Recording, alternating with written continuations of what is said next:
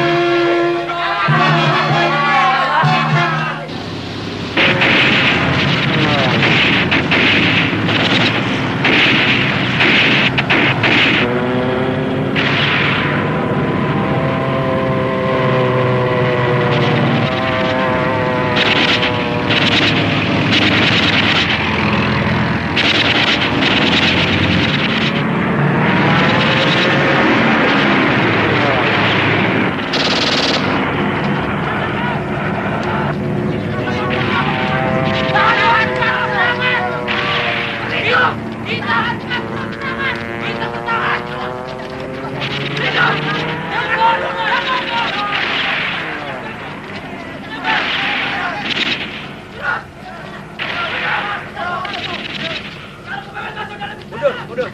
Ayo cepat berlindung, cepat. Ayo, mundur.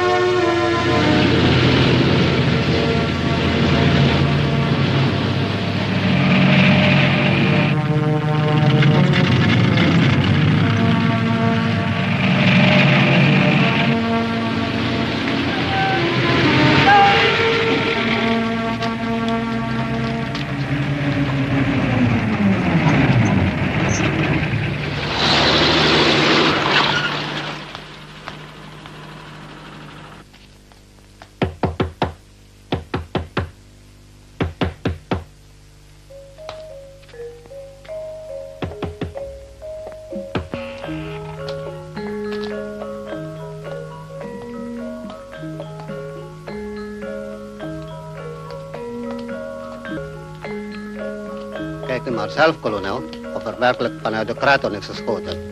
Dat is onmogelijk.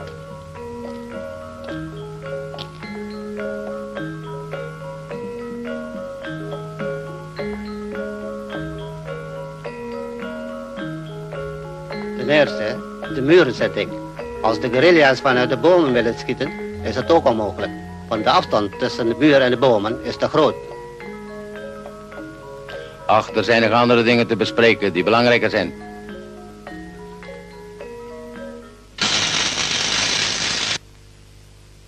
Die ook.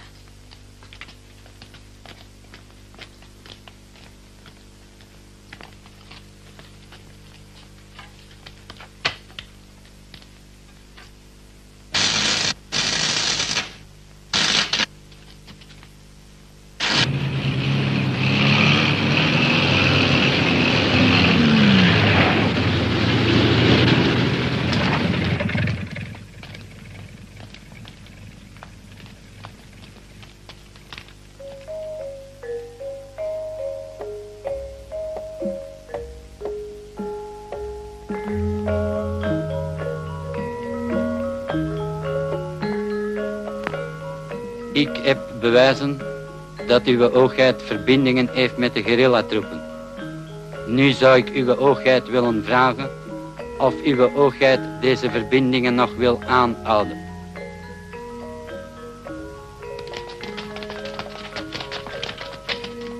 Ik zou willen vragen om die vraag van mij te beantwoorden met ja of nee.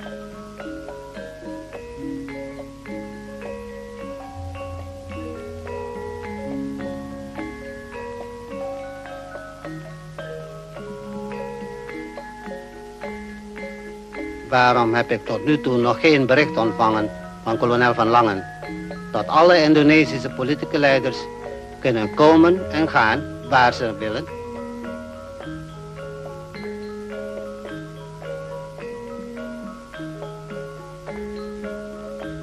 Heb jij de brief ontvangen? Nee.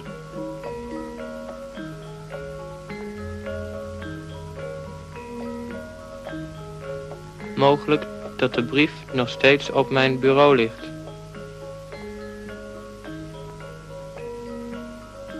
Ik heb vernomen dat het Nederlandse leger een aanval heeft gedaan op de Kapatian.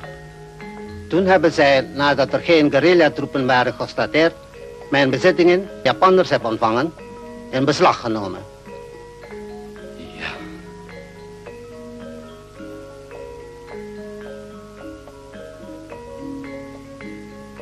Als ze dit willen toepassen in de kraton, kunnen jullie dat doen door mij te doden. Mocht ik geïnterneerd worden, mijn koffertjes zijn al gereed.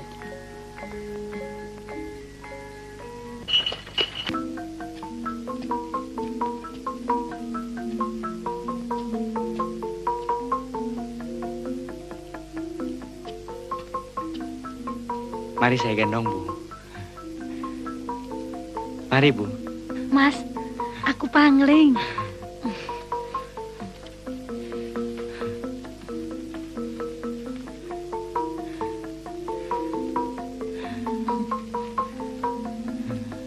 Anakku. Anak manis.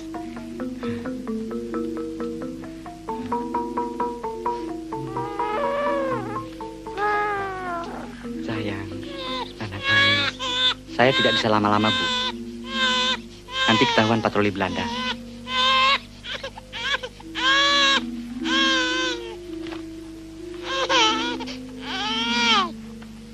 Saya mau ke Bibis, menunggu hasil perundingan pemerintah kita dengan pemerintah Belanda di PBB. Dalam sidang umum Perserikatan Bangsa-Bangsa, delegasi Indonesia memperjuangkan dengan gigih nasib Republik Indonesia. Perlawanan tentara dan rakyat yang bergelora di seluruh pelosok tanah air, di antaranya serangan umum 1 Maret, memperkuat diplomasi para politisi kita di meja perundingan.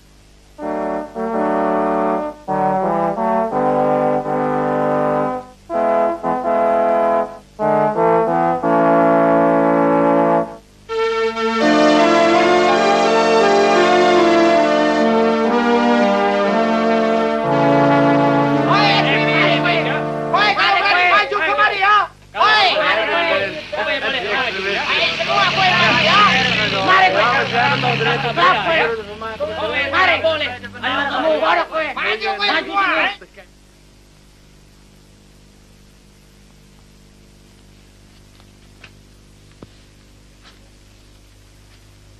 Is er mogelijkheid van moeilijkheden bij het terugtrekken?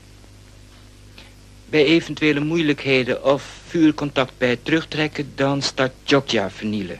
Bij eventueel vuurcontact alle guerrilla-troepen vernietigen? Ja.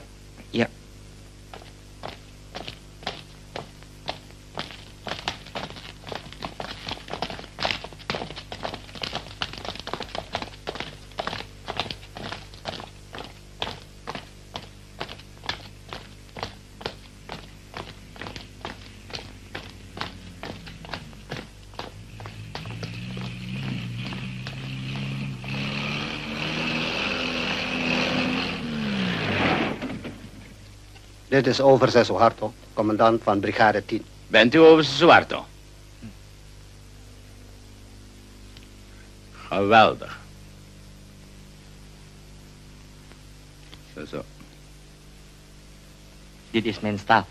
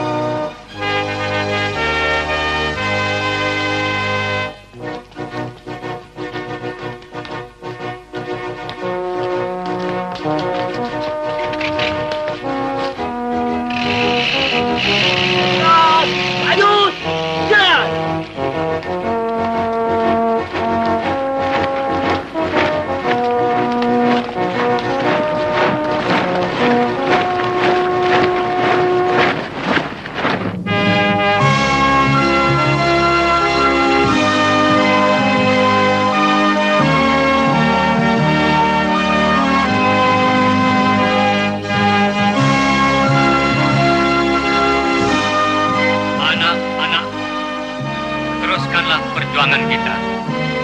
Korban telah banyak berjatuhan. Sekian dan merdeka. Merdeka! Merdeka! Merdeka! Merdeka!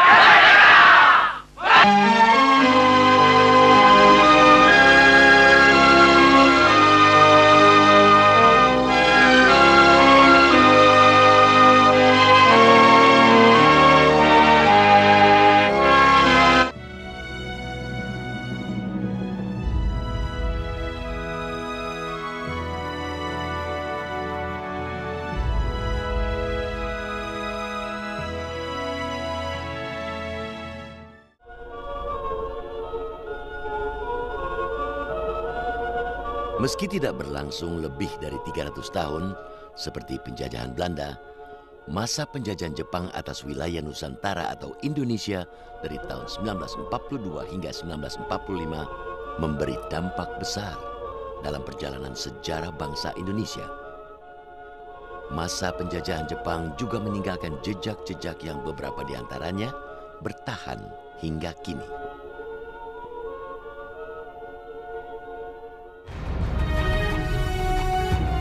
Militer Jepang menyerbu dan kemudian merebut wilayah Indonesia yang kala itu masih bernama Hindia Belanda dalam waktu yang sangat singkat. hanya sekitar 1 bulan setelah menyerang pangkalan militer Amerika Serikat di Pearl Harbor pada bulan Januari 1942, pasukan Jepang menyerang dan menguasai Tarakan, Kalimantan Timur. Satu persatu kemudian wilayah Balikpapan, Ambon, Kendari, dan Pontianak juga diserang dan bisa dikuasai dalam bulan yang sama. Sasaran yang diserang begitu, yang diduduki itu setelah Pearl Harbor tadi, itu adalah pusat-pusat tempat-tempat di mana sumber daya alam itu memang melimpah. Minyak di mana? Tarakan, Balikpapan, Palembang. Ya, karena mesin perang itu kan harus digerakkan dengan minyak. Setelah berhasil merebut beberapa wilayah lain di Indonesia, pada tanggal 5 Maret 1942 tentara Jepang berhasil menguasai kota Batavia. Pemerintah kolonial Hindia Belanda yang semakin terdesak akhirnya menyerah tanpa syarat kepada Jepang melalui perjanjian Kalijati di Jawa Barat pada tanggal 8 Maret 1942. Sebelumnya Jepang sudah merebut luar Jawa ya, Palembang, Makassar, Bali kok sudah. Tapi Jawa belum. Dia baru menyerang Jawa setelah dia pada bulan Februari memenangkan pertempuran laut di Laut Jawa. Terus armada Jepang berhasil mengalahkan armada Inggris Belanda di Laut Jawa, dan kemudian Jepang melakukan pendaratan di Pulau Jawa. Jadi Jepang itu mendarat di Pulau Jawa bulan Maret tahun 1942. Belanda menyerah secara mutlak tanpa syarat pada waktu tanggal 8 Maret 1942. Jadi Belanda itu hanya berhasil melawan 7 hari. Habis itu sudah kalah. Masuknya tentara Jepang ke wilayah Indonesia sempat disambut baik rakyat Indonesia dengan propaganda sebagai saudara tua yang akan membebaskan rakyat dari penjajahan Belanda. Kedatangan pasukan Jepang tidak banyak mendapatkan perlawanan dari rakyat Indonesia. Boleh dibilang mungkin sampai 3 bulan pertama. Wah, Jepang itu bertindaknya seperti dia mau memberi kemerdekaan pada bangsa Indonesia. Kita masih boleh, saya masih ingat itu di Blora. Kita sudah mulai pakai kata Indonesia. Dan kita sudah naikkan bendera merah putih. Jadi, tapi setelah 3 bulan, mulai keras dia. Tidak boleh lagi kata Indonesia dipakai atau kecuali untuk tingkat atas gitu ya. Dan mulai sejak hari-hari pertama itu Jepang keras pada rakyat. Kalau kita kurang menunjukkan hormat kepada tentara Jepang. Saya masih ingat hari pertama di Blora ada seorang penduduk yang sudah ditembak mati. Tidak pergi, tidak jelas persis buat saya apa alasannya. Saya ditembak mati. Tidak ada yang berani melawan. Apapun sudah ya gitu aja. Begitu berani melawan ya langsung Jepang ini kalau bertindak menghukum itu biasanya mengumpulkan banyak orang untuk dilihat. Supaya dengan demikian efek shocknya itu lebih besar. Setelah menancapkan kekuasaannya di bekas wilayah Hindia Belanda, militer Jepang mendirikan pemerintahan militer di Indonesia. Pemerintahan yang secara resmi disebut Pemerintah Bala Tentara Nippon ini memegang kekuasaan militer dan semua kekuasaan yang dulu dipegang Gubernur Hindia Belanda. Dalam pelaksanaan sistem pemerintahan ini, kekuasaan atas wilayah Indonesia dipegang oleh 2 angkatan perang, yaitu Angkatan Darat atau Rikugun dan Angkatan Laut atau Kaigun. Untuk mendukung pemerintahan militer dan menyokong kekuatan Jepang dalam Perang Pasifik, Jepang juga membentuk berbagai gerakan dan organisasi kemiliteran. Setelah gerakan 3A yang dibentuk militer Jepang gagal menarik simpati rakyat pada tahun 1943, gerakan yang mempopulerkan slogan Nippon Pelindung Asia, Nippon Cahaya Asia, dan Nippon Pemimpin Asia ini dibubarkan. Sebagai gantinya, militer Jepang membentuk Pusat Tenaga Rakyat atau Putra yang dipimpin Bung Karno, Bung Hatta, Ki Hajar Dewantara, dan Kiai Haji Mas Mansur. Meski dimaksudkan sebagai gerakan untuk memobilisasi dukungan terhadap Jepang dalam perang di Pasifik, gerakan ini kerap dimanfaatkan para pemimpin Indonesia untuk menanamkan nasionalisme dan semangat kemerdekaan. Kepada rakyatnya masing-masing. Putra ini, Pusat Tenaga Rakyat ini, terus Bung Karno dan Bung Hatta membuat organisasi, dan dengan begitu ada manfaatnya buat kita, karena dengan begitu Bung Karno, Bung Hatta, Ki Hajar itu bisa membuat organisasi putra itu di daerah-daerah. Dan dengan demikian mulai ada kontak di kalangan nasionalis. Kemudian Jepang tahu bahwa mulai putra kurang keras, maka dia rubah dari putra, dia bikin Jawa Hokokai. Ya itu, tapi pimpinannya tetap. Untuk mendukung Perang Asia Pasifik dan mempertahankan kekuasaan mereka di Indonesia, pemerintah bala tentara Nippon membentuk berbagai organisasi kemiliteran dan melancarkan berbagai gerakan propaganda. Kita banyak was-was karena mereka itu ketemu sapi diambil, ketemu gudang beras diambil. Itu jadi kita sedih juga ya.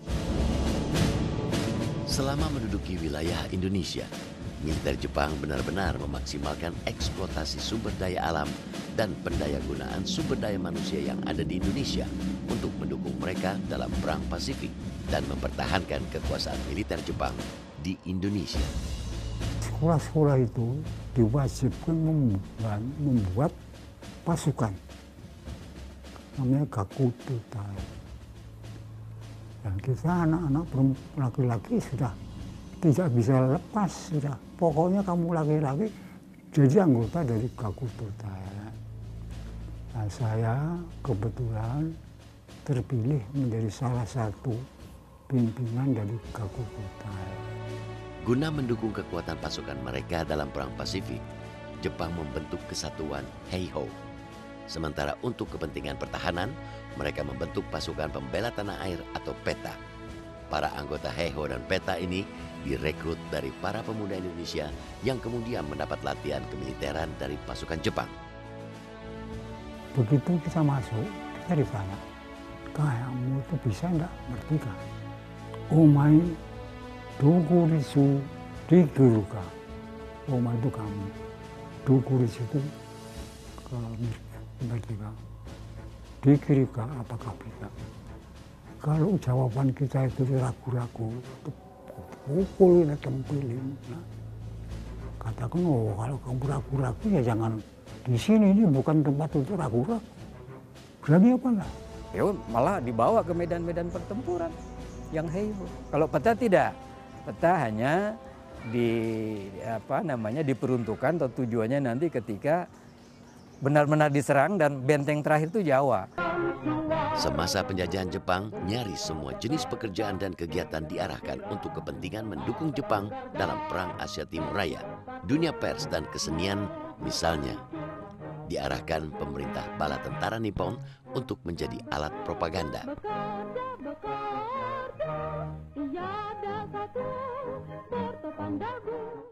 Tidak ada tempatku memohonkan taufik melainkan Allah. Jepang juga mengarahkan acara keagamaan semisal dan pemberontakan pasukan PETA yang pecah di Gumilir, Cilacap pada bulan April 1945.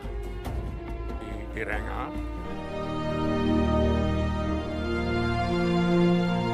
Proklamasi.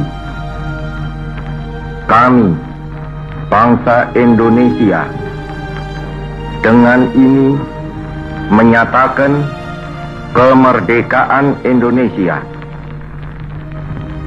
Hal-hal yang mengenai pemindahan kekuasaan dan lain-lain diselenggarakan dengan cara saksama dan dalam tempo yang sesingkat-singkatnya. Jakarta, 17 Agustus 1945,